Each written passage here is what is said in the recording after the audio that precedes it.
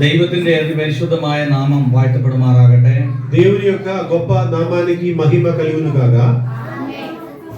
എല്ലാവർക്കും കർത്താവായ യേശുക്രിസ്തുവിന്റെ നാമത്തിലുള്ള സ്നേഹവന്ദനം ആദ്യമായി അറിയിക്കുന്നു. యేసుక్రీస్తు యొక్క పవిత్రమైన నామములో మీకందరికీ వందనాలు తెలియపరుస్తున్నాము. ഇത്രയും ദൂരം യാത്ര ചെയ്ത് നിങ്ങളെ ഒന്ന് കാണുവാൻ, നിങ്ങളോട് ഒരുമിച്ച് ഒരു പ്രാർത്ഥനാ യോഗത്തിൽ പങ്കെടുക്കുവാൻ സ്വർഗത്തിലെ ദൈവം ഒരുക്കിയ വലിയ നന്മകളെ ഓർത്ത് ഞാൻ ദൈവത്തെ സ്തുതിക്കുന്നു. ఇంత దూరము ప్రయాణం చేసి మీ మధ్యలోకి వచ్చి మిమ్మల్ని చూడడానికి, మీతో దేవుని యొక్క వాక్యము మాట్లాడడానికి దేవుడు ఇచ్చిన గొప్ప భాగ్యాన్ని బట్టి దేవునికి స్తోత్రం చేస్తున్నాను. സുവിശേഷൻ മനോജ് മാത്യു സാറ് എൻ്റെ ഒരു അടുത്ത സ്നേഹിതനാണ്. വളരെ ദീർഘവർഷങ്ങളായി എനിക്ക് അദ്ദേഹത്തെ നന്നായി അറിയാം.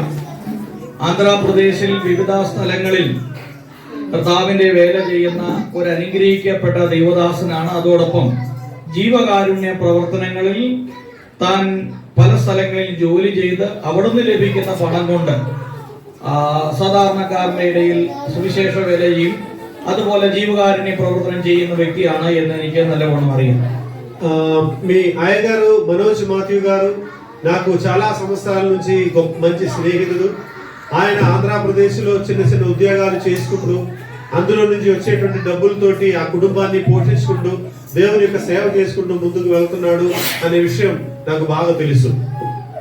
എനിക്കിവിടെ വന്ന് ഈ പ്രവർത്തനങ്ങളൊക്കെ കാണുവാനും പല സ്ഥലങ്ങളിൽ യാത്ര ചെയ്യുവാനും എനിക്കിടയായി. അതോടൊപ്പം കർത്താവിന്റെ ദാസൻ പാസ്റ്റർ ഭവനത്തിലാണ് താമസിക്കുന്നത്. വളരെ നല്ല ഒരു ദൈവദാസനാണ്. അദ്ദേഹത്തിന്റെ അനുഭവ സാക്ഷ്യം കേൾക്കുവാൻ ഇടയായി.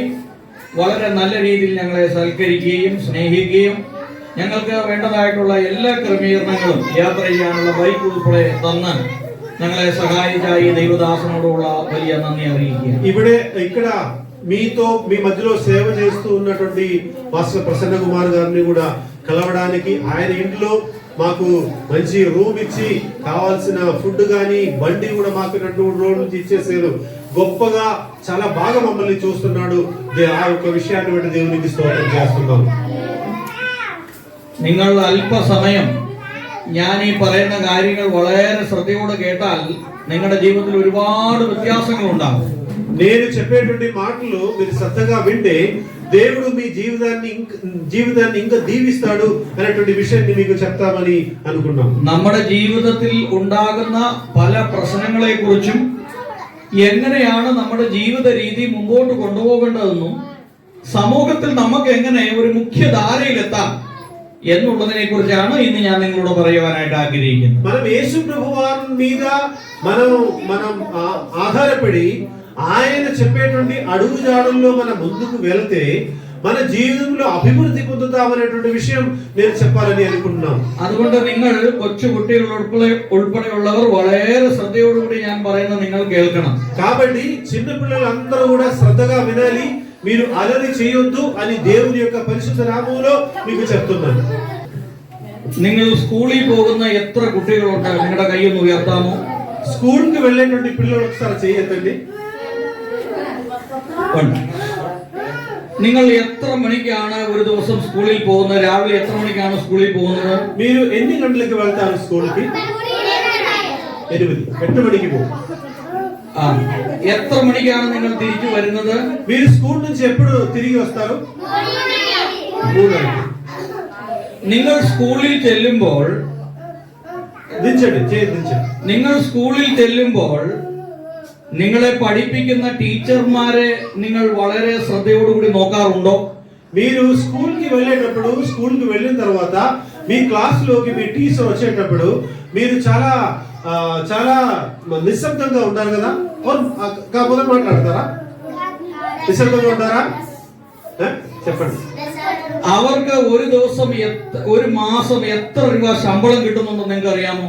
ఆ టీచర్లకి ఒక నెలకి ఎంత డబ్బులు జీతంగా వస్తుందని మీకు తెలుసా? നിങ്ങളിവിടെ ശ്രദ്ധിക്കണം. ശ്രദ്ധിക്കുക. ഒരു മാസം എത്ര രൂപ ശമ്പളം കിട്ടുന്നുണ്ടെന്ന് നിങ്ങൾക്ക് അറിയാമോ? ఒక నెలలో వాళ్ళకి ఎంత జీతం వస్తుందని మీకు తెలుసా? 50,000 രൂപ മുതൽ 1,00,000 രൂപ വരെ അവർക്ക് ശമ്പളമുണ്ട്. 50,000 రూపాయల నుంచి 1,00,000 రూపాయల వరకు వారికి జీతాలు వస్తున్నాయండి. നിങ്ങളുടെ വീട്ടിൽ ജോലിക്ക് പോകുന്ന പപ്പായിക്കോ അമ്മയ്ക്കോ ഒരു మాసం ఎത്ര రూపాయ శంబళం కిട്ടുന്നുണ്ട്? ఒకవేళ మీరు కానీ మీ ఇంట్లో ఉన్నటువంటి మీ భర్త కానీ ఉద్యోగం ఏదో పనిలోకి వెళ్తే వాళ్ళకి ఎంత వస్తుంది జీతం? చాలా తక్కువ కదా వచ్చేది. ഒരു മാസം എത്ര രൂപ ശമ്പളം കിട്ടുന്നുണ്ട്? ఒక నెలలో మీకు ఎంత వస్తుంది జీతం? ഒന്ന് പറയാമോ?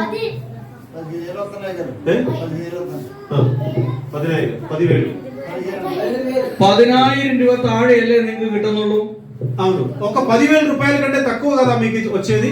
10,000 രൂപ കൊണ്ട് ഒരു വീട്ടിൽ 3 കുട്ടികളുണ്ട്, അവരുടെ വിദ്യാഭ്യാസം, നിങ്ങളുടെ ചെലവ്, കെട്ടിടത്തിന്റെ വാടക, കറണ്ട് ബില്ല്, ഇതെല്ലാം കൂടെ ഒരു മാസം 10,000 രൂപ കിട്ടിയാൽ ഒരു കുടുംബം എങ്ങനെയാണ് കഴിഞ്ഞു പോകുന്നത്? సాధారణంగా 10,000 రూపాయల కంటే లోపు జీతం వస్తే ఖచ్చితంగా వాళ్ళకి భోజనం గాని, బట్టలు గాని, కరెంటు బిల్ గాని, లేకపోతే ప్రతి ఒక్క విషయానికి ఆ డబ్బులు మనకు ఖచ్చితంగా సరిపోదు. നിങ്ങൾ എന്തെങ്കിലും ചിന്തിച്ചിട്ടുണ്ടോ? കുട്ടികളോടാണ് ചോദിക്കുന്നത്. നിങ്ങൾ എന്തെങ്കിലും ചിന്തിച്ചിട്ടുണ്ടോ? എന്റെ സ്കൂളിൽ എന്നെ പഠിപ്പിക്കുന്ന ടീച്ചർ ഒരു മാസം 50,000 രൂപ മുതൽ 1,00,000 രൂപ വരെ శంబళం మేడిക്കുന്നു. അതിന്റെ കാരണം എന്താണ് എന്ന് നിങ്ങൾ ചിന്തിച്ചിട്ടുണ്ടో? మీరు ఎప్పుడైనా ఒకసారి ఒక విషయం గమనించారా, ఆలోచించారా? మాకు పాఠము చెప్తున్నటువంటి టీచర్ గారికి, సార్ గారికి 50,000 రూపాయల నుంచి 1,00,000 రూపాయల వరకు జీతాలు వస్తున్నాయని మీరు ఎప్పుడైనా గమనించారా, ఆలోచించారా? ఎప్పుడు ఆలోచించలేదు. അവർക്ക് എങ്ങനെയാണ് ഇത്രയും ശമ്പളം കിട്ടാൻ കാരണം എന്താണ്? అట్లా వారికి ఎందుకు అలా జీతాలు వస్తున్నాయి అనే విషయం మీరు ఎప్పుడైనా ఆలోచించారా, మీరు ఎప్పుడైనా గమనించారా? എന്താണ് കാരണം നിങ്ങൾക്കൊന്ന് പറയാമോ? ఎందుకు వాళ్ళకి అంత జీతం వస్తుంది అనేటువంటి విషయం, ఎందుకని దానికి హేతు ఏంటనే విషయం మీరు చెప్పగలరా? പറയാമോ നിങ്ങൾക്ക് ആർക്കെങ്കിലും? చెప్పగలరా మీరు? അവർക്ക് നല്ല విద్యాభ్యాసం കിട്ടി, అതാണ് కారణం. ఎందుకంటే వారు బాగా చదువుకున్నారు కాబట్టి వారికి అంత మంచి జీతం వస్తుంది. విద్యాభ్యాసం ఇല്ലെങ്കിൽ നിങ്ങൾക്ക് ഒരു സർക്കാർ ജോലി കിട്ടുകയില്ല. మీకు చదువు లేకపోతే ఒక ప్రభుత్వ ఉద్యోగం కానీ వేరే ఏదైనా ఉద్యోగం కానీ మీకు రాకపోవచ్చు, రాదు. നിങ്ങൾ കാണുന്ന ഒരു പോലീസുകാരന് എത്ര രൂപ ശമ്പളം ഉണ്ടെന്ന് നിങ്ങൾക്ക് അറിയാമോ? మీరు రోడ్డు మీద వెళ్తే, టౌన్ కి వెళ్తే అక్కడ పోలీసు వారు ఉన్నారు కదా, ఒక పోలీస్ ఆయనకి ఎంత జీతం వస్తుందని తెలుసా మీకు? അവർക്ക് 30,000 രൂപ മുതൽ 50,000 രൂപ വരെ ശമ്പളം ഉണ്ട്. 30,000 రూపాయల నుంచి 50,000 రూపాయల వరకు వారికి జీతాలు వస్తున్నాయి. അവർക്ക് എങ്ങനെയാണ് ഈ ശമ്പളം കിട്ടുന്നത് നിങ്ങൾക്ക് അറിയാമോ? వాళ్ళకి ఎట్లాగా ఇంత గొప్ప జీతం వస్తున్నాయని మీరు ఎప్పుడైనా ఆలోచించారా? അവർ ചെറുപ്പത്തിലെ സ്കൂളിൽ പോയി അവർ വിദ്യാഭ്യാസം ചെയ്തു, പരീക്ഷ എഴുതി, മത്സര പരീക്ഷ എഴുതി, അങ്ങനെ അവർ ജയിച്ചു, അങ്ങനെയാണ് അവർക്ക് ജോലി കിട്ടിയത്. వారు చిన్నప్పటి నుంచి బాగా కష్టపడి చదివి మంచి టెస్టులు రాసిన తర్వాతనే వాళ్ళకి జాబ్ వచ్చింది. അങ്ങനെ നല്ല విద్యాభ్యాసం ലഭിക്കണമെങ്കിൽ നിങ്ങൾ എന്ത് ചെയ്യണം? అట్లాగా మంచి చదువు మీకు రావాలంటే మీరు ఏం చేయాలి? മാതാപിതാക്കൾ എന്ത് ചെയ്യണം? తల్లిదండ్రులు ఏం చేయాలి? രാവിലെ എഴുന്നേറ്റ് കുട്ടികളെ വിളിച്ചെഴുന്നേൽപ്പിക്കണം. పొద్దున్న మీరు లేచి వారిని లేకొట్టాలి. అమ్మా లేదండి అని చెప్పేసి వారిని లేకొట్టాలి.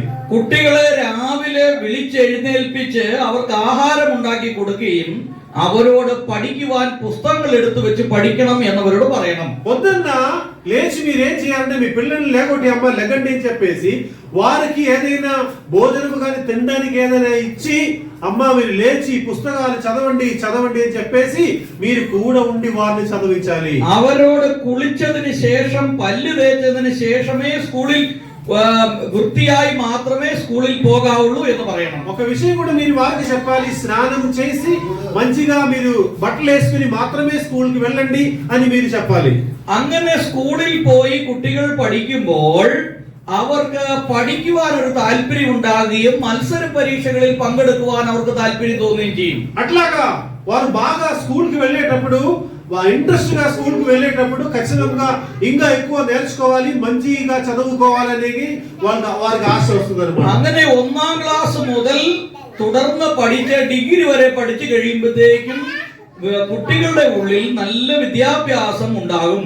అట్లాగా వారు మినిమం ఫస్ట్ క్లాస్ నుంచి ఒక డిగ్రీ వరకు చదువుకున్న తర్వాత మేము ఒక మంచి జాబ్, ఉద్యోగం సంపాదించాలనేటువంటి ఒక కోరిక, ఒక ఆశ వారు లోపల వస్తాయన్నమాట. നിങ്ങളുടെ കൂട്ടത്തിൽ നിന്ന് ഒരു സർക്കാർ ഉദ്യോഗസ്ഥൻ ഉണ്ടാകുകയാണെങ്കിൽ നിങ്ങളുടെ അവസ്ഥയ്ക്ക് മാറ്റം വരും. നിങ്ങൾക്ക് നല്ല വീട് വെക്കാൻ സാധിക്കും, സ്ഥലം വാങ്ങിക്കാൻ സാധിക്കും, നിങ്ങളുടെ കുട്ടികളെ നന്നായി വിവാഹం കഴിപ്പിച്ചു విడానాയിട്ട് നിങ്ങൾക്ക് సాధిക്കും.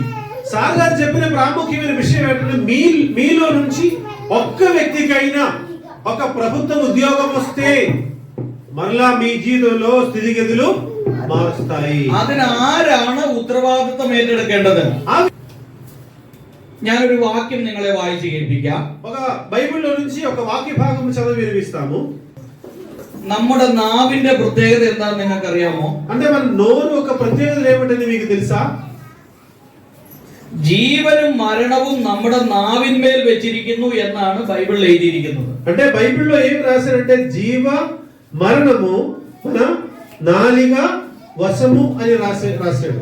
നമ്മുടെ വായി കൊണ്ട് നമ്മൾ പറയുന്നത് നമ്മുടെ ജീവിതത്തിൽ സംഭവിക്കും. మన నోటి ద్వారా ఏమి చెప్పినా ఖచ్చితంగా అవి నెరవేరుస్తాయి. നിങ്ങൾ ഇവിടെ ഇരിക്കുന്ന കുട്ടികൾ നാവ് കൊണ്ട് എന്തെല്ലാം കാര്യങ്ങൾ പറയുന്നു? ఇక్కడ కూర్చున్నటువంటి చిన్న పిల్లలు వారి నోరు ద్వారా నోరు తెరిచి చాలా విషయాలు మాట్లాడుతున్నారు కదా. നിങ്ങളുടെ അപ്പനും അമ്മയും നിങ്ങളെ വഴക്ക് പറയുന്നു, നിങ്ങളെ അനുഗ്രഹിക്കുന്നു, നിങ്ങളെ ശാസിക്കുന്നു, അതെല്ലാം നാവ് കൊണ്ടാണ് ചെയ്യുന്നത്. మీ తల్లిదండ్రులు మిమ్మల్ని ఒకవేళ తిడతారు, కొడతారు, రాకపోతే ఏదో ఒకటి అంటారు. అన్ని ఎట్లా చేస్తారంటే వారు నోరు కదా చెప్పేది. നമ്മുടെ ഈ നാവ് നമ്മൾ അനുഗ്രഹത്തിന് വേണ്ടിയാണോ ശാപത്തിന് വേണ്ടിയാണോ ഉപയോഗിക്കുന്നത്? ఈ నోరు మనం అనుగ్రహం కొరకు వాడతారా లేకపోతే శాపము కొరకు వాడతారా? നമ്മൾ എന്ത് ജീവിതത്തിൽ പറയുന്നോ അത് നമ്മുടെ ജീവിതത്തിൽ സംഭവിക്കും. మనం ఏ విషయం మన నోరు తెరిచి చెప్తే అట్లాగా మన జీవితంలో కూడా జరుగుతాయి. ഈ ചർച്ച് പണിയുവാൻ നേരത്ത് പാസ്റ്ററുടെ മനസ്സിലാണ് ആദ്യം ഈ ചർച്ചിന്റെ രൂപം ഉണ്ടായത്. ఈ చర్చ్ ఈ యొక్క ఆలయాన్ని నిర్మాణం చేసేటువంటి ముందు అది పాస్టర్ గారి మనసులో కదా ముందు అవి జన్మించింది. പാസ്റ്ററുടെ വീട്ടിലാണ് ഇപ്പൊ ഞങ്ങൾ താമസിക്കുന്നത്. നല്ലൊരു വീടാണ്. അത് പാസ്റ്ററുടെ മനസ്സിലാണ് ആ വീട് രൂപം കൊണ്ടത്. పాస్టర్ గారు ఒక ఇంటిలోనే మేము కొన్ని రోజుల నుంచి ఉన్నాము. ఎందుకంటే ముందు పాస్టర్ గారు మనసులో ఆ ఒక్క గ్రహాన్ని కట్టాడు ఆయన. എത്ര മുറി വേണം, എവിടെ ലൈറ്റ് ഫിറ്റ് ചെയ്യണം, ഏത് പെയിന്റ് അടിക്കണം, എവിടെ അടുക്കള വേണം, ഇതൊക്കെയും പാസ്റ്റർ നേരത്തെ തന്നെ തയ്യാർ ചെയ്തു വെച്ചതാണ്. ఎందుకంటే ఆయన ఎక్కడ వంటగది ఉండాలి, ఎక్కడ బెడ్రూమ్ ఉండాలి, ఎక్కడ లైట్లు ఫిట్ చేయాలనే విషయం అన్ని ఆయన ముందే ఆలోచించాడు. ആ ചിന്തയാണ് പിന്നീട് ഒരു ഭവനമായി രൂപാന്തരം പ്രാപിച്ചു വന്നത്. ఆయన అట్లాగే ముందే కరెక్ట్ గా ఆలోచించాడు కాబట్టి ఆయన ఒక ఇల్లు అలా కట్టగలిగాడు. ഞാൻ അല്പം കൂടെ ലളിതമായി നിങ്ങളോട് പറഞ്ഞു മനസ്സിലാക്കി തരാം. కొంచెం కూడా లోతుగా నేను చెప్తాను. നിങ്ങൾ ഒരു കറി വെക്കാൻ ആഗ്രഹിച്ചു എന്ന് ചിന്തിക്കുക. మీరు ఒక కూర తయారు చేయడానికి మీరు ఆలోచించారనుకోండి. നമ്മുടെ മനസ്സിൽ ആദ്യം തന്നെ ആ ഭക്ഷണം അല്ലെങ്കിൽ കറി అది നമ്മുടെ మనసుലാണ് రూపం కొన్నది. ఆ కర్రీ తయారు చేయడానికి మీరు మొదలు పెట్టే ముందు మనసులో వస్తుంది కదా, ఏం చేయాలి, ఎట్లా చేయాలి, ఎట్లా తయారు చేయాలి వస్తుంది కదా, వస్తుంది. അതിനു വേണ്ട എല്ലാ സാധനങ്ങളും നമ്മൾ ശേഖരിച്ചു വെക്കുന്നു. ഉപ്പ്, മുളക്, എണ്ണ, വെളിച്ചെണ്ണ എല്ലാ സാധനവും ശേഖരിച്ചു വെച്ചതിന് ശേഷമാണ് നമ്മൾ കറി ഉണ്ടാക്കുന്നത്. కర్రీ తయారు చేసే ముందు కావాల్సిన కారం కానీ అలాగే ఉప్పు కానీ అన్ని ధనియాలు కానీ కూరగాయలు కానీ అన్ని సమకూర్చిన తర్వాత కదా మనం కర్రీ తయారు చేస్తాము. നിങ്ങൾ ഒരു കോഴിക്കറി വെക്കാൻ തയ്യാറായാൽ നിങ്ങൾ ഉപ്പും മുളകും എല്ലാ സാധനവും കൊണ്ടുവരും. അല്ലാതെ ഈ കോഴിക്കാല് മാത്രം കൊണ്ടുവന്ന് വെച്ചാൽ ഇറച്ചി മാത്രം കൊണ്ടുവന്ന് വെച്ചാൽ നിങ്ങൾ ഈ കറി ഉണ്ടാക്കത്തില്ല. మీరు కొంచెం చికెన్ కర్రీ తయారు చేయాలనుకుంటారు అనుకోండి, కావాల్సిన ఏంటిది కారం కానీ ధనియాలు కానీ చికెన్ మసాలా కానీ అన్ని తీసుకొస్తారు కదా. కోడి మాంసం మాత్రం తీసుకొచ్చి పక్కన అక్కడ పెడితే కర్రీ అవుతుందా? అవదు. അപ്പൊ നമ്മളെല്ലാം തയ്യാറ് ചെയ്ത് വെച്ചിട്ടാണ് ഇത് ഉണ്ടാക്കുന്നത്. అన్ని సమకూర్చిన తర్వాత మన పక్కన తీసుకొచ్చి పెట్టిన తర్వాతనే మన కర్రీ తయారు చేస్తాం. അത് നമ്മുടെ മനസ്സിൽ ആദ്യം രൂപം പ്രാപിച്ചിരിക്കുകയാണ്. మొట్టమొదటిగా ఒక కర్రీ తయారు చేయాలంటే ఏ విషయం జరగాలన్నా మొట్టమొదటిగా మన మనసులో అవి తయారవుతుంది. അതുപോലെയാണ് നമ്മുടെ മനസ്സിൽ ഓരോ കാര്യങ്ങൾ രൂപം കൊള്ളുന്നത്. നിങ്ങളുടെ മനസ്സ് എത്രത്തോളം വലുതാകുന്നു അത്രത്തോളം നിങ്ങളുടെ ജീവിത രീതിയും മാറിക്കൊണ്ടിരിക്കും. మీ మనసు కొంచెం పెద్దగా ఉండే మంచి మనసు ఉండే మీ జీవితం కూడా అంత పెద్దగా మారుతుంది. നിങ്ങളുടെ മക്കളെ കുറിച്ച് നിങ്ങൾക്കൊരു ചിന്ത ഉണ്ടാകണം. എന്റെ മകൻ അല്ലെങ്കിൽ മകൾ പഠിച്ച് വളർന്ന് ഒരു സർക്കാർ ഉദ്യോഗസ്ഥനാകണം, അല്ലെങ്കിൽ സമൂഹത്തിൽ ഉന്നതമായ ഒരു ബിസിനസ് ചെയ്യണം, അല്ലെങ്കിൽ നല്ലൊരു കൃഷിക്കാരനാകണം.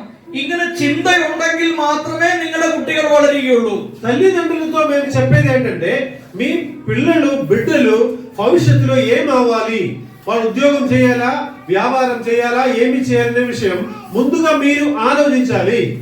ഒരു അമ്മ എങ്ങനെ ആയിരിക്കുന്നുവോ അപ്പൻ എങ്ങനെ ആയിരിക്കുന്നുവോ അതിന്റെ പരിണിത ഫലമായി അവരുടെ മാനസിക ചിന്തകൾക്കനുസരിച്ചാണ് ഒരു കുട്ടി വളർന്നു വരുന്നത്. తల్లిదండ్రులు ఆలోచనలు బట్టి వారు కోరికల్ని బట్టి పిల్లలు కూడా జీవితంలో తయారవుతారు. നിങ്ങളുടെ കുട്ടികളെ കുറിച്ച് നിങ്ങൾക്ക് എന്തെങ്കിലും ഒരു ചിന്തയുണ്ടോ? మీ బిడ్డలు ఏమి అవ్వాలి భవిష్యత్తులో అనే విషయం మీరు ఆలోచిస్తారా? നിങ്ങളുടെ കുട്ടികൾ സർക്കാർ ഉദ്യോഗസ്ഥരായി തീരണം, സമൂഹത്തിൽ ഉന്നതന്മാരായി തീരണം, രാഷ്ട്രീയത്തിൽ പ്രവേശിക്കണം, നല്ല കൃഷിക്കാരാകണം, നല്ല വസ്ത്രം ധരിച്ച് നല്ല ഷൂ ഒക്കെ ധരിച്ച് ടൈയും കോട്ടും കെട്ടി ഒരു സ്ഥലത്ത് ജോലി ചെയ്യണമെന്ന് നിങ്ങൾ ആഗ്രഹിക്കുന്നുണ്ടോ? మీ బిడ్డలు కూడా మంచిగా చదువుకుని మంచి ప్రభుత్వ ఉద్యోగం చేయాలి, మంచి వ్యాపారం చేయాలని, మంచి స్థాయిలో ఉండాలి, కోట్ వేసుకుని లేకపోతే టై వేసుకుని మంచి స్థాయిలోకి వెళ్ళాలని మీరు ఎవరైనా కోరుకున్నారా? നിങ്ങൾ പറയുന്നത് ജീവനും മരണവും നിങ്ങളുടെ നാവിന്മേലാണ് വെച്ചിരിക്കുന്നത്. కాబట్టి మీరు ఏం చెప్పాలంటే జీవము మరణము కూడా మీ నాలిక మీద ఉంచేడు దేవుడని బైబిల్ చెప్తుంది. നിങ്ങൾ നിങ്ങളുടെ മക്കളുടെ തലയിൽ കൈവച്ച് രാവിലെ എഴുന്നേൽക്കുമ്പോഴേ പറയണം, എന്റെ മകൻ നാളെ ഒരു പോലീസുകാരനായി തീരും, ഒരു സർക്കാർ ഉദ്യോഗസ്ഥനായി തീരും, ഒരു കളക്ടറായി തീരും, ഒരു MLA ആയി തീരും, അല്ലെങ്കിൽ ഒരു നല്ല ഡോക്ടറായി തീരും, ഒരു എഞ്ചിനീയർ ആയി തീരും. അവന്റെ തലയെ കൈവച്ച് നിങ്ങൾ പറയണം. మీరు పొద్దున లేచి లేకపోతే ఏం చేయాలంటే మీ అబ్బాయి మీద అమ్మాయి తల మీద అలా చేయి పెట్టేసి ప్రార్థన చేయాలి. ప్రభువా, నా కుమారుడిని, నా అమ్మాయిని, మా అమ్మాయిని, బిడ్డని మీరు ఒక డాక్టర్ గా చేయండి, ఒక కలెక్టర్ గా చేయండి, ఒక పోలీస్ ఆఫీసర్ గా చేయండి అనేటువంటి ప్రార్థన మీరు చేయాలి. చేస్తున్నారా? നിങ്ങളുടെ ഈ പാസ്റ്റർ മനോജ് സാറ് നല്ല ഉന്നതമായ വിദ്യാഭ്യാസമുള്ള ആളാണ്. 4 ഭാഷകൾ അദ്ദേഹത്തിന് അറിയാം: മലയാളം, ഇംഗ്ലീഷ്, ഹിന്ദി, തെലുഗു. ഇത്രയും ഭാഷയും അറിയാം. നല്ല ഉന്നതമായ സ്ഥലത്ത് ജോലി ചെയ്ത് മാസം നല്ല ശമ്പളം മേടിക്കാൻ കഴിയുന്ന ഒരു വ്യക്തിയാണ്. പക്ഷെ അദ്ദേഹം നിങ്ങളുടെ അടുത്ത് വന്ന് ഇടയിൽ വന്ന് പ്രവർത്തിക്കാനുള്ള കാരണം എന്താണ്? మీతో మాట్లాడుతున్నటువంటి ఆయగారు మనోజ్ ఆయగారికి కొన్ని భాషలు వచ్చు, కావాలంటే మంచి ఉద్యోగం చేయవచ్చు, కానీ అన్ని విడిచిపెట్టి మీలాంటి ప్రజల మధ్యలో ఎందుకు సేవ చేస్తున్నారని మీరు ఆలోచించారా? അത് നിങ്ങളെ പോലെയുള്ള ആളുകളെ സമൂഹത്തിൽ നിന്ന് ഉയർത്തി ഉന്നതമായ സ്ഥലത്ത് കൊണ്ടുവരികയും നല്ല വിദ്യാഭ്യാസം കൊടുക്കുകയും ചെയ്ത് നിങ്ങളെ സമൂഹത്തിന്റെ മുഖ്യധാരയിലേക്ക് കൊണ്ടുവരണമെന്ന് അദ്ദേഹം ചിന്തിച്ചത് കൊണ്ടാണ് നിങ്ങളുടെ ഇടയിൽ അദ്ദേഹം പ്രവർത്തിച്ചുകൊണ്ടിരിക്കുന്നത്. సమాజంలో మీరు కూడా మంచిగా ఉండాలి, మంచి స్థాయిలోకి రావాలని అని అనుకుని మీ మధ్యలో నేను గాని అయ్యగారు గాని మీ మధ్యలో సేవ చేస్తూనే ఉన్నాను. നിങ്ങൾ ആരെങ്കിലും ഈ സാറിന് శമ്പളം കൊടുക്കുന്നുണ്ടോ? మీరు ఎవరు కూడా ఈ అయ్యగారులకి జీతం ఇస్తున్నారా? లేదుగా. സാർ നിങ്ങൾക്ക് തരുന്നതല്ലേ ഉള്ളൂ. నేను కూడా అంటే మేము ఏదో సహాయము చేయాలని అనుకున్నాము కదా. നിങ്ങളുടെ ഇടയിൽ ഇത്രയും നാള് പ്രവർത്തിക്കുന്ന ഈ സാറിന് എത്ര രൂപ കൊടുത്താൽ മുതലാവും? ఇంతకాలం మీ మధ్యలో సేవ చేస్తున్నటువంటి ఈ దైవజనులకి మీరు ఎంత డబ్బులు చెల్లించినా అసలు సరిపోదు. 10 വർഷം മുമ്പ് ഇവിടെ ഉണ്ടായിരുന്ന നിങ്ങളുടെ അവസ്ഥയ്ക്ക് വ്യത്യാസം വന്നോ ഇല്ലയോ? 20 വർഷമായി ഈ സാർ ഇവിടെ പ്രവർത്തിച്ചപ്പോൾ എന്തൊക്കെ വ്യത്യാസങ്ങളാണ് നിങ്ങളുടെ ഗ്രാമത്തിൽ വന്നത്? 2007 నుంచి 5 నుంచి కానీ ఇక్కడ మీరు ఉన్న స్థితిలో నుంచి మీ మధ్యలో సేవ చేసేటప్పుడు మీ మధ్యలో దేవుడు చాలా మార్పులు కలిగించాడు కదా. നിങ്ങളുടെ കുട്ടികൾ ഇന്ന് സ്കൂളിൽ പോകുന്നുണ്ടെങ്കിൽ അതിന്റെ ഉത്തരവാദിത്വം ഈ സാറിന്റെ കഷ്ടപ്പാട് കൊണ്ടാണ്. ఎందుకంటే ఈ రోజు మీ పిల్లలు స్కూల్ కి వెళ్తున్నారంటే దేవుడు మిమ్మల్ని ప్రేమించి మేము చేసేటువంటి ఎందుకంటే మీరు చేసేటువంటి సేవని బట్టి ఈ రోజు మీ బిడ్డలు కూడా స్కూల్ కి వెళ్తున్నారు, మంచిగా వెళ్తున్నారు, అంతే కదా. സാർ നിങ്ങളോട് പറയുകയാണ്, നിങ്ങളുടെ നാവിൽ ദൈവം അധികാരം തന്നിട്ടുണ്ട്. ഉണ്ട്. ఈ రోజు మేము మీకు చెప్పేది ఏంటంటే మీ నాలుక మీద దేవుడు మీకు అధికారం ఇచ్చాడు. നിങ്ങൾ നിങ്ങളുടെ വായ് തുറന്നെന്ന് പറഞ്ഞേ ഞാൻ അനുഗ്രഹിക്കപ്പെടും, എന്റെ കുടുംബം അനുഗ്രഹിക്കപ്പെടും, എന്റെ കുഞ്ഞുങ്ങൾ അനുഗ്രഹിക്കപ്പെടും, എനിക്ക് നല്ല വീടുണ്ടാകും, എനിക്ക് നല്ല സൗകര്യങ്ങൾ ഉണ്ടാകും എന്ന് നിങ്ങൾ ഒന്ന് വാ തുറന്നെന്ന് പറയാൻ ഒന്ന് ശ്രമിക്കുക. మీరేం చేయాలంటే నోరు తెరిచి దేవుడు నిన్ను ఆశీర్వదిస్తాడు, మా బిడ్డలకి దేవుడు మంచి ఉద్యోగం ఇస్తాడు, నాకు మంచి ఇల్లు ఇస్తాడు, ఆరోగ్యం ఇస్తాడు, బట్టలు ఇస్తాడని నోరు తెరిచి మీరు చెప్పాలి యేసు నామములో. നിങ്ങളൊന്ന് പറഞ്ഞേ ഞാൻ നന്നായി പഠിക്കും. మీరు కూడా అట్లా చెప్పండి. పిల్లలందరూ ఒకసారి చెప్పండి. ഒന്ന് പറഞ്ഞേ ഞാൻ നന്നായി പഠിക്കും. లేచి నిలబడండి పిల్లలందరూ ఒకసారి. పిల్లలు లేచి నిలబడండి ఒకసారి. ഞാൻ നന്നായി പഠിക്കും. నేను బాగా చదువుకుంటాను. మంచి ఉద్యోగం సంపాదిస్తాము. ഞാൻ രാവിലെ എഴുന്നേൽക്കും. నేను పొద్దున్న లేచి పాఠాలు చదువుకుంటాను. ഞാൻ പഠിച്ച് നല്ല ജോലി സമ്പാദിക്കും. నేను చదువుకుని మంచి ఉద్యోగం సంపాదిస్తాను. ജോലി സമ്പാദിച്ച് ഞാൻ എന്റെ മാതാപിതാക്കളെ സഹായിക്കും. మంచి ఉద్యోగం సంపాదించుకుని మా తల్లిదండ్రులకు సహాయం చేస్తాను. ഇന്നു മുതൽ ഞാൻ പുസ്തകം എടുത്തു വെച്ച് പഠിക്കും. ఈ రోజు నుంచి పుస్తకాలు తెరిచి ఓపెన్ చేసి నేను చదువుకుంటాను. എല്ലാ വിഷയങ്ങളും നിങ്ങൾ പഠിക്കണം. అన్ని సబ్జెక్టులు మీరు నేర్చుకోవాలి. കണക്ക് പഠിക്കണം, లెక్కలు నేర్చుకోవాలి, സയൻസ് പഠിക്കണം, సైన్స్ చదువుకోవాలి, സാമൂഹ്യ പാഠം പഠിക്കണം, సోషల్ స్టడీస్ నేర్చుకోవాలి, നമ്മുടെ രാജ്യത്തെ കുറിച്ച് പഠിക്കണം, మన దేశం గురించి నేర్చుకోవాలి, ഇംഗ്ലീഷ് ഭാഷ പഠിക്കണം, ఇంగ్లీష్ చదువుకోవాలి, മറ്റുള്ളവരോട് നന്നായി ഇടപെടാൻ പഠിക്കണം, అందరితో బాగా కలిసి ఉండాలి. ഞാൻ ഇത് പരിശീലിക്കും. എന്റെ കൂടെയുള്ള മറ്റുള്ളവരോട് ഞാൻ ഇത് പറഞ്ഞു കൊടുക്കും. నేను మాత్రం కాదు, మాతో పాటు ఉన్న తోటి స్నేహితులు ఫ్రెండ్స్ కి కూడా ఈ విషయం నేను చెప్తాను. നിങ്ങളുടെ കൂട്ടത്തിൽ ഈ ഗ്രാമത്തിലുള്ള എല്ലാവരോടും പറയണം, വാ നമുക്ക് സ്കൂളിൽ പോകാം, നമുക്ക് പഠിക്കണം. ఎవరైనా స్కూల్ కి వెళ్ళకుండా ఇంటికాడ ఉండాలి అనుకుంటే వాళ్ళకి చెప్పవద్దు, ఇంటికాడ వద్దు, మన స్కూల్ కి వెళ్ళిపోదామని మనం చెప్పాలి. അമ്മയോട് പറയണം, എനിക്ക് സ്കൂളിൽ പോകണം, എനിക്ക് പഠിക്കണം, എനിക്ക് ബുക്കും പുസ്തകവും ബാഗും കുടയും വാങ്ങിച്ചു തരണം എന്ന് പറയണം. నేను స్కూల్ కి వెళ్ళాలి, ఖచ్చితంగా బ్యాగ్ గాని బుక్స్ గాని మాకు ఇప్పించాలని మీరు చెప్పాలి. 10 വർഷം കഴിയുമ്പോൾ നിങ്ങൾ നല്ല ఉద్యోగస్తురాయి తీരും. 10 సంవత్సరాల తర్వాత మీరు మంచి ఉద్యోగాన్ని సంపాదించుకుంటారు. హల్లెలూయా, ఆమేన్ చెప్పండి. తల్లిదండ్రులకు ఆమేన్ చెప్పండి. హల్లెలూయా. അതിനെന്താണ് നിങ്ങൾ ചെയ്യേണ്ടത്? అలా మంచి ఉద్యోగం సంపాదించాలంటే మీరేం చేయాలి? కూర్చోండి. നിങ്ങൾ വാ തുറന്ന് പറയണം, ജീവനും മരണവും എന്റെ നാവിന്മേൽ വെച്ചിരിക്കുന്നു. నోరు తెరిచి మీరేం చెప్పాలంటే జీవము కానీ మరణము కానీ రెండు నా నాలుక మీద దేవుడు ఉంచాడని. മാതാപിതാക്കൾ പറയണം, ഞാൻ മദ്യപിക്കില്ല. మా తల్లిదండ్రులు చెప్పాలి, నేను దేవునికి విరోధంగా ఏమి చేయను. ഞാൻ ചീട്ട് കളിക്കാനോ മറ്റു കാര്യങ്ങൾക്കൊന്നും പോവില്ല. అనవసరంగా డబ్బులు వేస్ట్ చేయను, పాడు చేయను. ഞാൻ കഠിനാധ്വാനം ചെയ്ത് എല്ലാ ദിവസവും പണിക്ക് പോയി പണിയെടുത്തോണ്ട് വരുന്ന പൈസ ഞാൻ എന്റെ വീട്ടിലുള്ള കുട്ടികൾ വീട്ടിൽ ചെലവാക്കും എന്ന് പറയണം. నేను కష్టపడి సంపాదించిన ప్రతి ఒక్క రూపాయ మణి డబ్బులు మా ఇంట్లో నేను ఖర్చు పెడతాను అని మీరు నిర్ణయం കുട്ടികൾ తీసుకోవాలి. നല്ല മാർക്ക് വാങ്ങിച്ചു വരുമ്പോൾ അവർക്ക് എന്തെങ്കിലും പ്രോത്സാഹന സമ്മാനങ്ങൾ കൊടുക്കണം. పిల్లలు స్కూల్ కి వెళ్ళి వచ్చేటప్పుడు మంచి మార్కులు వచ్చేటప్పుడు వాళ్ళకి ఏదైనా చిన్న చిన్న గిఫ్ట్లు మీరు ఇవ్వాలి. അതുകൊണ്ട് ഒരിക്കൽ പോലും നമ്മുടെ നാവ് തുറന്ന് ആരെയും ശപിക്കാൻ പാടില്ല. కాబట్టి నోరు తెరిచి ఏ చెడు మాటలు పిల్లల గురించి కానీ, ఇరుగు పొరుగు వారు కానీ, తోటి స్నేహితుల గురించి కానీ, తోటి విశ్వాసుల గురించి కానీ చెప్పకూడదు. നമുക്ക് ദൈവം തന്നേക്കുന്ന ഏറ്റവും വലിയ ആയുധമാണ് നാവ്. దేవుడు మనకిచ్చేటువంటి ఒక గొప్ప ఆయుధం అన్నమాట మన నోరు, నాలిక. ഈ നാവിന് ഈ നാവ് കാരണമാണ് വീട്ടിൽ വഴക്കുണ്ടാക്കുന്നത്. ఈ నాలిక మంచిది కాకపోతే ఇంటి దగ్గర ఖచ్చితంగా గొడవలు జరుగుతాయి. നാവ് കാരണമാണ് നമുക്ക് പല സഹായങ്ങൾ കിട്ടുന്നത്. నోరు ఉంటే తెలుగులో ఒక సామెత ఉందిగా, నోరు మంచిదైతే ఊరు మంచిది. అంతేగా, మీరు విన్నారా? అപ്പൊ నోరు మంచిదైతే ఊరు మంచిది. నోరు మంచిగా ఉంటే ఏ గొడవలు ఉండవు. നാവ് തുറന്ന് നമ്മൾ ദൈവത്തെ സ്തുതിക്കണം. ఈ నోరు తెరిచి మన దేవుడిని స్తుతించాలి, ప్రార్థన చేయాలి. ഈ നാവ് നമ്മൾ മോശമായ ഒരു കാര്യത്തിന് ഉപയോഗിക്കരുത്. ఈ నోట్లో నుంచి చెడు మాటలు రాకూడదు. നമ്മൾ ഒരിക്കൽ പോലും നമ്മുടെ ജീവിതത്തിലെ താഴ്ചയുള്ള അല്ലെങ്കിൽ നെഗറ്റീവ് ആയിട്ടുള്ള ഒരു വാക്കുകൾ പോലും പറയരുത്. మనం కూడా ఎప్పుడు చెడు మాటలు, తక్కువ మాటలు, లేనిపోని మాటలు నోరు తెరిచి మాట్లాడకూడదు. അതുകൊണ്ട് നാവിന്റെ അധികാരത്തെ നമ്മൾ ഉപയോഗിക്കാൻ പഠിക്കണം. కాబట్టి దేవుడు మనకిచ్చిన ఈ నోరు ద్వారా ఇచ్చినటువంటి అధికారాన్ని మనం వాడుకోవాలి. ദൈവം നമുക്ക് തന്നേക്കുന്ന ഒരു അധികാരമാണ്, അത് നാവിന്റെ അധികാരമാണ്. దేవుడు మనకిచ్చినటువంటి అధికారం అన్నమాట అది.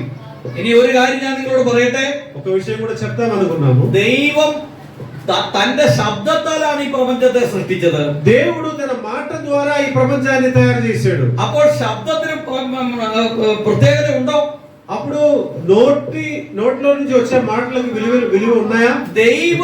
ദൈവത്തിന്റെ ശബ്ദം പുറത്തേക്ക് വന്നിട്ട് ഉണ്ടാകട്ടെ కలుగును కాగా అనే దేవుడు చెప్పేటప్పుడు అన్ని కలిగింది. അപ്പൊ ആ വാക്ക് ദൈവത്തിന്റെ ശബ്ദത്താലാണ് ഇത് മുഴുവൻ ഉളവായത്. కాబట్టి దేవుని యొక్క నోట్లో నుంచి వచ్చే మాట ద్వారా అన్ని తయారైంది. എനിക്ക് ഒരുപാട് കാര്യങ്ങൾ പറയാനുണ്ട്. చాలా విషయాలు చెప్తాను, ചുരുക്കി നിങ്ങളോട് പറയാം. కానీ హృస్సుగా చెప్తాను. ബൈബിൾ നമ്മൾ പഠിക്കുമ്പോൾ బైబిల్ మనం చదువుకున్నప్పుడు നാവ് എടുത്താണ് അവർ സംസാരിച്ചത്. నోరు తెరిచి వారు మాట్లాడాలని మనం చదువుకున్నాము. മോശ തന്റെ നാവ് ഉപയോഗിച്ചാണ് പല അത്ഭുതങ്ങൾ ചെയ്തത്. మోషే గారు కూడా నోరు తెరిచి మాట్లాడాడని బైబిల్ చెప్తుంది.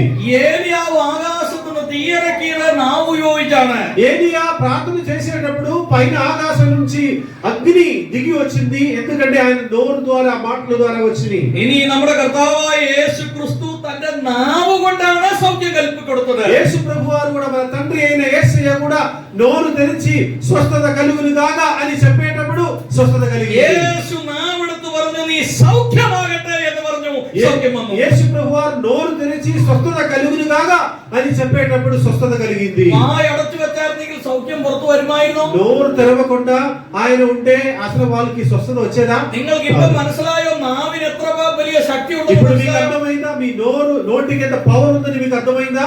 ഈ പാസ്റ്ററോ, ഈ പ്രവീൺ പാസ്റ്ററോ ഇവിടെ ഇരുന്ന് നാവെടുത്ത് സംസാരിച്ചാണ് നിങ്ങൾ സൗഖ്യം കൽപ്പിക്കുന്നത്. ఈ అయ్యగారు గాని, నేను గాని, ప్రసన్న కుమార్ అయ్యగారు గాని నోరు తెరిచి ప్రార్థన చేసేటప్పుడు మీ జీవితంలో అద్భుతాలు గాని, స్వస్థత గాని కలుగుతాయి. തലയെ കൈവച്ചിട്ട് പറയുകയാണ് യേശുവിന്റെ നാമത്തിൽ സൗഖ്യം ഉണ്ടാകട്ടെ എന്ന് നാവ് കൊണ്ടാണ് പറയുന്നത്. మీ తల మీద చెయ్యి వేసి నోరు తెరిచి ప్రేయర్ చేసేటప్పుడు యేసు నామములో స్వస్థత కలుగును గాక అని చెప్పేటప్పుడు ఖచ్చితంగా అవి జరుగుతున్నాయి. పాస్టరే നിങ്ങൾ വീട്ടിലേക്ക് വിളിച്ചിട്ട് പറയുന്നത് പ്രാർത്ഥിക്കുവാനായിട്ടാണ് പറയുന്നത്. పాస్టర్ గారిని మీరు పిలిచి మా ఇంటికి ఒకసారి వచ్చి ప్రార్థన చేయండి అని మీరు చెప్తారు కదా. పాస్టర్ ప్రార్థిക്കുമ്പോൾ నావు കൊണ്ടാണ് പ്രാർത്ഥിക്കുന്നത്. పాస్టర్ గారు ఎట్లా ప్రార్థన చేస్తారు? తన నోరు తెరిచి ప్రార్థన చేస్తారు. വാതൊന്ന് പ്രാർത്ഥിക്കുന്നില്ലെങ്കിൽ നിങ്ങൾക്ക് സംതൃപ്തി ഉണ്ടാവില്ല. నోరు తెరిచి ప్రార్థన చేయకపోతే మీ హౌస్ లోపలికి వచ్చి మాట్లాడకుండా మౌనంగా ఉంటే మీకు ఏమైనా అర్థం అవుతుందా?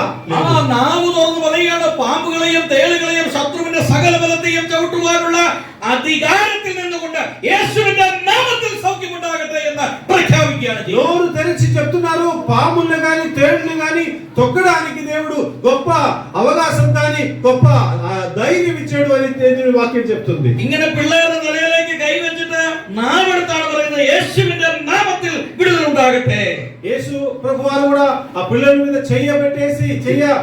పెట్టి ఏమంటారు? యేసు నామములో స్వస్థత కలుగును గాక అని చెప్తా ఉంటారు. നിങ്ങളൊന്ന് ചിന്തിച്ചു നോക്കിയാൽ നാവിന് എത്ര വലിയ അധികാരമുണ്ട്. మీరు ఆలోచించండి, మీ నోటికి ఎంత పవర్ ఇచ్చాడు దేవుడు. അതുകൊണ്ട് നാവ് എടുത്ത് സംസാരിക്കണം. కాబట్టి నోరు తెరిచి మీరు మాట్లాడాలి. ബൈബിൾ പറയുന്നു ദൈവം എനിക്ക് ചെയ്ത ഉപകാരങ്ങൾക്ക് ഞാൻ അവനെന്തു പകരം കൊടുക്കും. బైబిల్ చెప్తుంది, దేవుడు మాకు చేసిన ఉపకారములకు నేను తిరిగి ఆయనకి ఏమి ఇచ్చదను. ഞാൻ രക്ഷയുടെ പാനപാത്രം എടുത്ത് തപ്പെടുത്ത് ഞാൻ ദൈവത്തെ മഹത്വപ്പെടുത്തും. నేను రక్ష యొక్క పాత్రము మోసుకుని దేవునికి స్తోత్రం చేస్తాను. ആ ദൈവത്തെ സ്തുതിക്കാൻ നമ്മൾ നാവാണ് ഉപയോഗിക്കുന്നത്. అలాంటి దేవుని స్తోత్రం చేయడానికి నోరు നാവ് കൊണ്ടാണ് നിങ്ങൾ ദൈവത്തെ സ്തുതിക്കുന്നത്. మీరు నోరు తెరిచి మీరు దేవునికి స్తోత్రం చేయాలి. നാവ് കൊണ്ട് ദൈവത്തെ സ്തുതിക്കുന്ന നിങ്ങൾ നാവ് മറ്റൊരാവശ്യത്തിന് വേണ്ടി, അതായത് നെഗറ്റീവ് കാര്യങ്ങൾ പറയാൻ ഉപയോഗിക്കരുത്.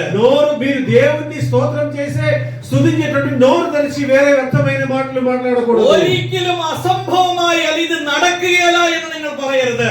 ఎప్పుడు కూడా ఈ కార్యం జరగదు అని మీరు చెప్పకూడదు. ഞാൻ എങ്ങനെ വീട് വെക്കുമെന്ന് ചോദിച്ച് ഞാൻ എനിക്കൊരു വീട് വെക്കാൻ സാധിക്കില്ല എന്ന് നിങ്ങൾ പറയരുത്. నేను ఒక ఇల్లు ఎలా కడతాను నేను కట్టలేనని నెగటివ్ చెప్పకూడదు. ഈ ചർച്ച് വലുതായി നീളത്തിൽ പണിയാൻ എനിക്ക് സാധിക്കില്ല എന്ന് നിങ്ങൾ പറയരുത്. ఈ చర్చ్ బాగా పెద్దగా కట్టడానికి మరి దేవుడు సహాయం చేస్తాడని మనం చెప్పాలి. എന്റെ മക്കൾക്ക് നല്ല വിദ്യാഭ്യാസം കിട്ടുകയില്ല എന്ന് നിങ്ങൾ പറയരുത്.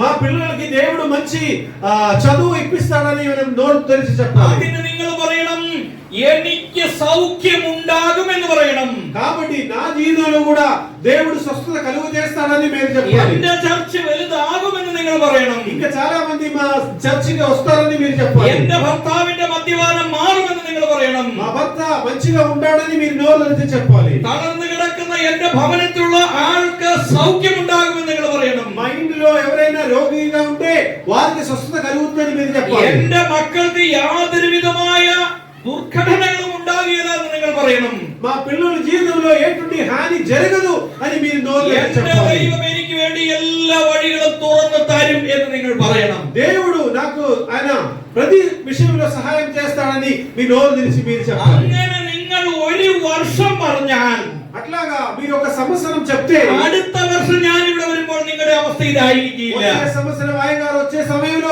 గొప్ప మార్పు మీలో కలుగుతాయి. ఆమేన్ చెప్పండి. హల్లెలూయా. ഹല്ലേലൂയ. അതുപോലെ പാസ്റ്റർമാരും പറയണം ഞാൻ ഗ്രാമത്തിലേക്ക് ഇറങ്ങി ചെല്ലും. అట్లాగా పాస్టర్స్ కూడా చెప్పాలి నేను కొత్త కొత్త గ్రామానికి వెళ్తాను.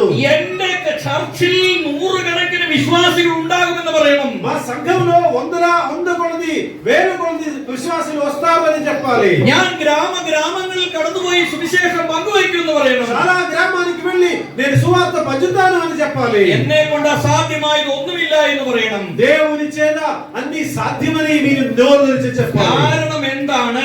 కారణం ఏమిటంటే എന്റെ ബുദ്ധി കൊണ്ടല്ല ഞാൻ പ്രവർത്തിക്കുന്നത്. ఎందుకంటే దేవుడు എന്റെ ശക്തി കൊണ്ടല്ല ഞാൻ నా പ്രവർത്തിക്കുന്നത്. శక్తి ద్వారా కాదు చేసేవి. എന്റെ ബുദ്ധിയും എന്റെ ശക്തിയും യേശുവിന്റെ നാമത്തിലാണ് ഞാൻ പ്രവർത്തിക്കുന്നത്. నాకు దేవుడు ఇచ్చినటువంటి శక్తి ఏమిటంటే యేసయ్య ద్వారా వచ్చినటువంటి పరిశుద్ధాత్మ అభిషేకము. ഒരു പാസ്റ്റർ ഒരു സുവിശേഷകൻ ഒരു വിശ്വാസി ആരാണെന്ന് നിങ്ങൾക്കറിയാമോ? ఒక విశ్వాసి ఎలాంటి వాడని మీకు తెలుసా? നമ്മൾ രാജകീയ പൗരത്വമുള്ളവരാണ്. ఎందుకంటే దేవుని ద్వారా అభిషేకం చేయబడినటువంటి వ్యక్తులు. ഒരു പാസ്റ്റർ എന്ന് പറഞ്ഞാൽ യേശു ക്രിസ്തുവിന്റെ ഈ ഭൂമിയിലെ പ്രതിനിധിയാണ്. ఒక పాస్టర్ గారు ఎలాంటి వాడంటే యేసు ప్రభువారికి బదులుగా ఈ భూమి మీద ఉండేవాడు. രാജകുടുംബത്തിലെ അംഗമാണ്. ఎందుకంటే ఒక రాజు ఒక కుటుంబంలో ఉన్నటువంటి వ్యక్తి. രാജകുടുംബത്തിലെ അംഗം എങ്ങനെയാണ് സഞ്ചരിക്കുന്നത്? మీరు ఎప్పుడైనా రాజు గారిని చూసారా? ఆయన ఎట్లా ప్రయాణం చేస్తాడు? രാജകുടുംബത്തിൽ കിടക്കുന്നവർ പട്ടിണി കിടക്കുമോ? ఒక రాజగృహంలో ఉన్నవాడు ఎవడైనా పేదవాడుగా ఉంటాడా? നമ്മുടെ అధికారం നമ്മൾ തിരിച്ചറിയുന്നില്ല. അതാണ് കാരണം. మనకు దేవుడు ఇచ్చినటువంటి అధికారాన్ని మనం తెలుసుకోవాలి. ഇവിടെ ഇരിക്കുന്ന നിങ്ങൾ ആരാണെന്ന് അറിയാമോ? നിങ്ങൾക്ക് ఇక్కడ కూర్చున్న మీరు ఎవరు అని మీకు తెలుసా? നിങ്ങൾ നിസ്സാരക്കാരന്മാരല്ല. మీ తక్కువ వారేమి కాదు. നിങ്ങൾ യേശുവിന്റെ പ്രതിനിധികളാണ്. యేసు ప్రభువారి యొక్క బిడ్డలు మీరు. യേശു രാജാതി രാജാവും കർത്താതി കർത്താവുമാണ്. ఆయన రాజులకు రాజు. അപ്പോൾ യേശുവിന്റെ പ്രതിനിധികളായ നമ്മൾ ആരാണ്? అప్పుడు మనం ఎవరంటే നമ്മൾ രാജദൂതന്മാരാണ്. അതായത് അംബാസഡർമാരാണ്. ఎందుకంటే మనం రాజులు ఒక మనుషులము అండి. നമ്മുടെ അധികാരത്തെ നമ്മൾ തിരിച്ചറിയണം. మనకు దేవుడు ఇచ్చిన అధికారాన్ని మనం తెలుసుకోవాలి. యేసు ഇപ്രകാരം പറഞ്ഞു. యేసు ఎలా చెప్పాడు? സ്വർഗ്ഗത്തിലും ഭൂമിയിലും സകല അധികാരവും എനിക്ക് നൽകപ്പെട്ടിരിക്കുന്നു. స్వర్గ పరలోక రాజ్యంలో గాని భూమి మీద గాని అన్ని అధికారాలు దేవుడు మాకు ആ ఇచ్చాడు. അധികാരം ഞാൻ നിങ്ങൾക്ക് തരുന്നു. ఆ అధికారాన్ని నేను మీకు ఇస్తున్నాను. നിങ്ങൾ പോകുവിൻ. మీరు వెళ్ళి സർപ്പങ്ങളെ പിടിച്ചടക്കുവിൻ. పాముల్ని మీరు పట్టుకుంటారు. ഹല്ലേലൂയ. സർപ്പങ്ങളെ പിടിച്ചടക്കുവിൻ. పాముల్ని పట్టుకుంటారు. നിങ്ങൾ രോഗികളെ സൗഖ്യമാക്കുവിൻ. రోగులకు స్వస్థత നിങ്ങൾ కలుగజేస్తారు. പൈശാചിക ബന്ധനത്തിൽ അകപ്പെട്ടവരെ വിടുവിക്കുവിൻ. దయ్యాన్ని మీరు వెళ్ళగొడతారు. ഞാൻ നിങ്ങൾക്ക് അധികാരം തന്ന് നിങ്ങളെ അയക്കുകയാണ്. నేను మీకు అధికారాన్ని ఇచ్చి మిమ్మల్ని పంపిస్తున్నాను. హల్లెలూయా.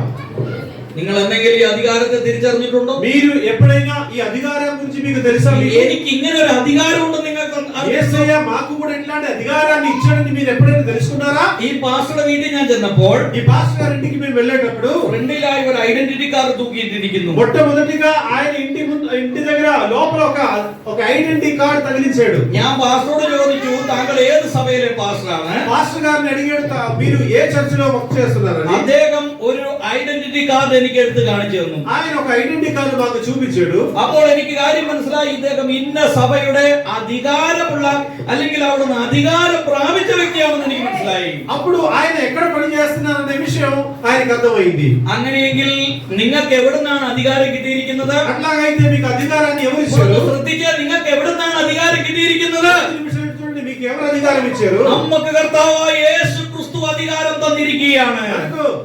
దేవుడైన మన దేవుడైన యేసే అధికారం ఇచ్చాడు. എന്ത് അധികാരമാണ് നമുക്ക് തന്നിരിക്കുന്നത്? ఎలాంటి అధికారం మనకి ఇచ్చాడు? നിങ്ങൾ സർപ്പങ്ങളെ പിടിച്ചടക്കും, మీరు ఏం చేయాలి? సర్పాల్ని మీరు పట్టుకుంటారు, పట్టుకోగలరు. നിങ്ങൾ ഭൂതങ്ങളുടെ മേൽ കൈവച്ചാൽ സൗഖ്യം വരും, దయ్యాల్ని మీరు వెళ్ళగొడతారు. നിങ്ങൾ രോഗികളുടെ മേൽ കൈവച്ചാൽ സൗഖ്യം വരും, మీరు రోగుల మీద చేయి వేస్తే వాళ్ళకు స్వస్థత కలుగుతుంది. നിങ്ങൾ ഒരു വാക്ക് കൽപ്പിച്ചാൽ സൗഖ്യമുണ്ടാകും. ఒక మాట చెప్తే చాలు వారికి స్వస్థత కలుగుతుంది. എത്ര വലിയ പ്രതികൂലമാണെങ്കിലും മാറിപ്പോകാൻ പറഞ്ഞാൽ മാറിപ്പോകും. ఎంత గొప్ప సమస్యలైనా సరే ఖచ్చితంగా తొలగిపోతాయి. കാരണം എന്താണ്? కారణం ఏమిటంటే കർത്താവായ യേശു ക്രിസ്തു ഉയർത്തെഴുന്നേറ്റ് പോകുന്നതിന് മുമ്പ് പറഞ്ഞു, ഞാൻ പരിശുദ്ധാത്മാവിനെ നിങ്ങളുടെ ഇടയിലേക്ക് അയക്കും. యేసు ప్రభువారు మరణాన్ని గెలిచి తన తండ్రి దగ్గరికి వెళ్ళేటప్పుడు ఇలా అన్నాడు, సకల అధికారాన్ని నేను మీకు ఇస్తున్నాను. ആ പരിശുദ്ധാത്മാവ് നമ്മുടെ കൂടെ ഉണ്ട്. ఆ పరిశుద్ధాత్మ యేసు ప్రభువారు తండ్రి దగ్గరికి వెళ్ళిన తర్వాత పరిశుద్ధాత్మ దేవుడిని మన దగ్గరికి పంపించాడు. പരിശുദ്ധാത്മാവിന്റെ ശക്തിയാലാണ് വിടുതൽ ఆ ഉണ്ടാകുന്നത്. పరిశుద్ధాత్మ యొక్క శక్తి దేవుడు మనకు పంపించాడు. അതുകൊണ്ട് വിടുതൽ നമുക്ക് ദൈവം അവകാശം തന്നിരിക്കുകയാണ്. కాబట్టి మన జీవితంలో మనం విడుదల పొందుకోవాలి. നിങ്ങൾ വിശ്വസിക്കുന്നുണ്ടോ? మీరు నమ్ముతున్నారా? ഇവിടെ ഇരിക്കുന്ന നിങ്ങൾ നിസാരക്കാരന്മാരാണോ? ఇక్కడ కూర్చున్న మీరు కూడా గొప్పవాళ్ళని మీరు నమ్ముతున్నారా? ഇവിടെ ശുശ്രൂഷ ചെയ്യുന്ന പാസ്റ്റർമാർ നിസാരക്കാരന്മാരാണോ? ఇక్కడ పరిచర్య చేస్తున్నటువంటి పాస్టర్ గారు చిన్నవాళ్ళని మీరు അല്ല, అనుకుంటున్నారా? కాదు. അവർക്ക് ദൈവം യേശു അധികാരം കൊടുത്തിരിക്കുകയാണ്. వారికి దేవుడు గొప్ప అధికారాన్ని ఇచ్చాడు. പാസ്റ്റർ പ്രാർത്ഥിക്കുമ്പോൾ എങ്ങനെയാണ് പ്രാർത്ഥിക്കുന്നത്? పాస్టర్ గారు ప్రార్థన చేసేటప్పుడు ఎట్లా ప్రార్థన చేస్తారు? യേശുവിന്റെ നാമത്തിൽ സൗഖ്യമുണ്ടാകട്ടെ. యేసు నామములో స్వస్థత కలుగును గాక. എന്റെ നാമത്തിലല്ല പറയുന്നത്, పాస్టర్ గారి యొక్క నామములో కాదు, മനോജ് പാസ്റ്ററുടെ നാമത്തിലല്ല പറയുന്നത്. దేవదయ్య గారి యొక్క నామములో కాదు. പിന്നെ ആരുടെ നാമം? ఎవరి నామములో? യേശുവിന്റെ നാമം. ఆమేన్ చెప్పండి. యేసు యొక్క నామములో. യേശുവിന്റെ നാമം. యేసు నామములో. യേശുവിന്റെ നാമത്തിലാണ് యేసు വിടുന്നത്. ప్రభువారి నామములో. ഹല്ലേലൂയ. നിങ്ങൾ വിശ്വസിക്കുന്നുണ്ടോ? మీరు నమ్ముతున్నారా? നിങ്ങളുടെ നാവിന് വലിയ അധികാരമുണ്ട്. మీ నాలుక నోటికి మంచి అధికారం ఇచ్చాడు. നാവ് തുറന്ന് പറയണം, నోరు తెరిచి చెప్పాలి. എനിക്ക് ഒരു ആപത്തും ഉണ്ടാവുകയില്ല, ఏమిటి హాని కలగదు అని చెప్పాలి. ഒരു ഭൂതഭേദ പിശാചുകളും എന്റെ വീട്ടിൽ അടുക്കുകയില്ല, ఒక దెయ్యం గాని ఏది గాని మా ఇంటికి రాదని చెప్పాలి. ഒരു തന്ത്ര മന്ത്ര വിദ്യകളും എന്നിൽ അടുക്കുകയില്ല. ఏ మంత్రాలు గాని ఏది గాని మా జీవితంలో మా దగ్గరికి రాదని చెప్పాలి. ഞാൻ യേശുവിന്റെ പൈതലാണ്. ఎందుకంటే నేను యేసు ప్రభువారి యొక్క కుమారుడు. പരിശുദ്ധാത്മാവിനാൽ ഞാൻ മുദ്രയിടപ്പെട്ടവനാണ്. పరిశుద్ధాత్మ నా దగ్గర ఉంది కాబట్టి, నా మీద ఉంది కాబట్టి నాకు ఏ హాని జరగదని చెప్పాలి. അധികാരത്തെ നിങ്ങൾക്ക് മനസ്സിലായോ? అధికారాన్ని మీరు తెలుసుకున్నారా? ഇനി ഞാൻ പറഞ്ഞു കഴിഞ്ഞാൽ നിങ്ങൾക്ക് അത് കേൾക്കാനുള്ള ക്ഷമ ഉണ്ടാകില്ല. ఇక చాలా టైం అయిపోయింది. మళ్ళీ మీరు చెప్తే మీకు అంత ఓపిక లేదని మాకు తెలుసు. ഒരുപാട് കാര്യം പറഞ്ഞാൽ നിങ്ങളുടെ തലയിൽ ഇരിക്കില്ല. చాలా విషయాలు చెప్తే మీరు అవి అర్థం చేసుకోవడానికి కష్టంగా നിങ്ങൾക്ക് ఉంటుంది. അധികാരം ഉണ്ടെന്നുള്ള കാര്യം മനസ്സിലായോ? మీకు అధికారాన్ని దేవుడు ఇచ్చాడనే విషయం మీరు తెలుసుకున్నారా? നാവ് തുറന്ന് പറഞ്ഞാൽ സംഭവിക്കുന്നു മനസ്സിലായോ? నోరు తెరిచి చెప్తే ఖచ్చితంగా అవి నెరవేరుస్తాయని నమ్ముతున్నారా? ഇനി നിങ്ങൾ ഒരിക്കലും ദുഃഖപ്പെടുത്തുന്ന വാക്കുകൾ നിങ്ങളുടെ നാവിൽ നിന്ന് പറയരുത്. ఎటువంటి పరిస్థితిలో దుఃఖము కలిగజేసినటువంటి మాటలు మీరు మాట్లాడొద్దు. അതുകൊണ്ട് కాబట్టి നമുക്ക് ദൈവവരങ്ങളിലേക്ക് ഏൽപ്പിച്ചു കൊടുക്കാം. మనం అందరినీ మన దేవుని చేతిలోకి అప్పగిస్తాం. വരുന്ന ആഴ്ചയിൽ ഈ വിഷയത്തെ കുറിച്ച് പാസ്റ്റർ നിങ്ങളോട് రాబోయే రోజుల్లో ఈ విషయాల గురించి ఎక్కువ మీ పాస్టర్లు మీ అయ్యగారులు మీతో మాట్లాడతారు. അതുകൊണ്ട് നമ്മുടെ అధిകാരത്തെ తిരിച്ചറിഞ്ഞു కాబట్టి మన అధికారాన్ని తెలుసుకోండి. നമുക്ക് മടങ്ങി പോകാം. ఓకే, പാസ്റ്റർ നിങ്ങൾക്ക് വേണ്ടി പ്രാർത്ഥിക്കും. అయ్యగారు ప్రసన్న కుమార్ అయ్యగారు ప్రార్థన చేసి దీవెనలు ఇచ్చి ముగిస్తారు. రండి సార్.